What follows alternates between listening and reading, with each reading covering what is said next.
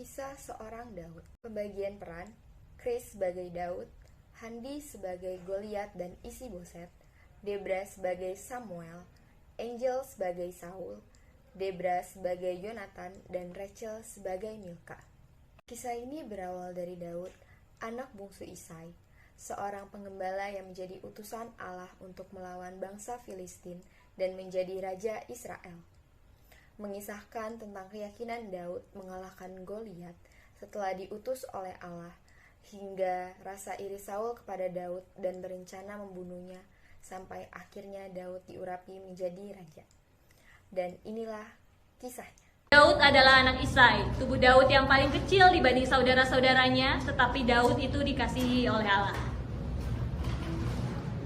Isai, datangkanlah anak-anakmu. Tuhan menyuruhku untuk memilih salah satu anakmu untuk dijadikan raja. Datanglah ketujuh anak Isai. Hanya inikah anak-anakmu? Isai memanggillah anaknya yang bungsu yang sedang menggembala. Daud, Tuhan telah memilih engkau menjadi raja atas Israel. Hiduplah atas perintah Allah. Kirimkan aku untuk berperang. Aku bisa mengalahkan Goliat. Aku ingin menantangnya. Saul meremehkan Daud karena ia memang membenci Daud, karena Daud itu dikasihi Tuhan. Karena tubuh Daud yang kecil, ia yakin Daud akan mati di tangan Goliat. Maka Saul dengan senang hati mengizinkan Daud berperang dengan hadiah yang dijanjikan jika ia menang. Hahaha.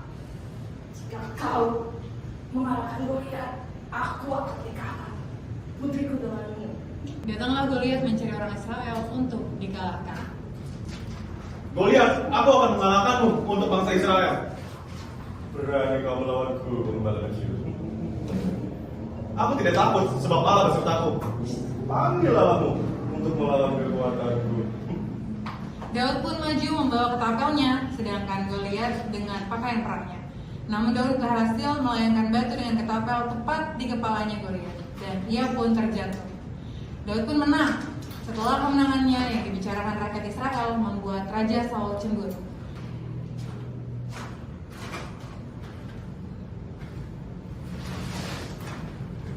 Ayah, benar-benar ayah menyakitin Daud ya? Kenapa ayah menyakitin Daud? Kenapa memangnya? Daud itu orang baik. Baiklah, ayah tidak akan menyakiti Daud. Oke, aku percaya sama ayah. Karena Daud adalah sahabat aku. Tetapi itu semua bohong. Saul mencari kesempatan untuk membunuh Daud. Daud, aku kan sudah berjanji padamu untuk menikahkan kamu dengan putriku Milka. Tapi aku ingin ada satu syarat lagi. Kamu harus membunuh lebih dari 100 orang Filistin. Ternyata Daud berhasil membunuh lebih dari 100 musuh, yaitu Filistin, yang diminta oleh Saul. Maka menikahlah Daud dengan Mikal. Namun, rasa iri Saul semakin besar pada Daud dan berencana untuk membunuh Daud dengan mengirimkan pasukan untuk membunuh Daud. Namun Mikal yang tahu rencana ayahnya, ia tidak tinggal diam.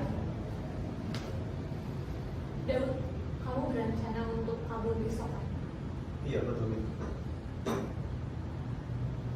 Urungkanlah niatmu untuk kabur besok.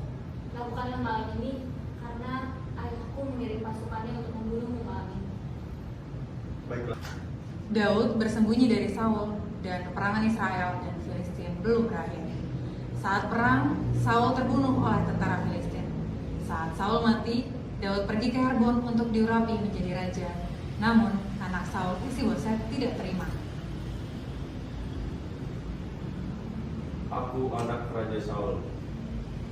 Seharusnya akulah yang menjadi raja. Aku hanya mengikuti perintah Allah, Isi-Boset.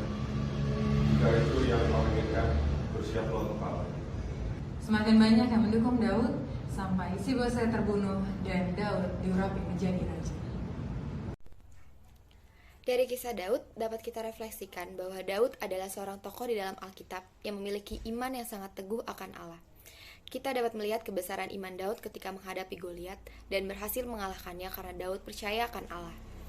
Teman-teman yang terkasih dalam Yesus Kristus, dapat kita refleksikan bahwa iman adalah keyakinan dan pengharapan kita yang teguh pada janji Allah.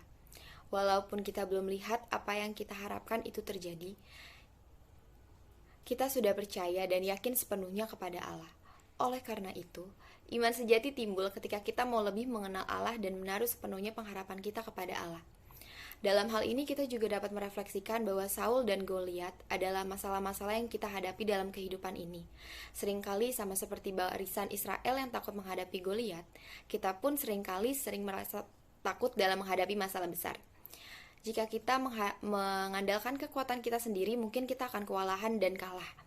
Tetapi jika kita menghadapi masalah seperti Daud yang selalu mengandalkan Tuhan dalam setiap usaha dan kehidupan dan percaya bahwa Tuhan selalu beserta kita, maka bersama Tuhan kita pasti akan bisa menyelesaikan masalah tersebut sekalipun hal itu mustahil. Pilihannya ada di tangan kita. Apakah kita mau menyerah sebelum berperang atau mau menghadapinya dengan iman bersama Tuhan? Seperti yang tertulis dalam Ibrani pasal 11 ayat 1. Iman adalah dasar dari segala sesuatu yang kita harapkan dan bukti dari segala sesuatu yang tidak kita lihat. Terima kasih.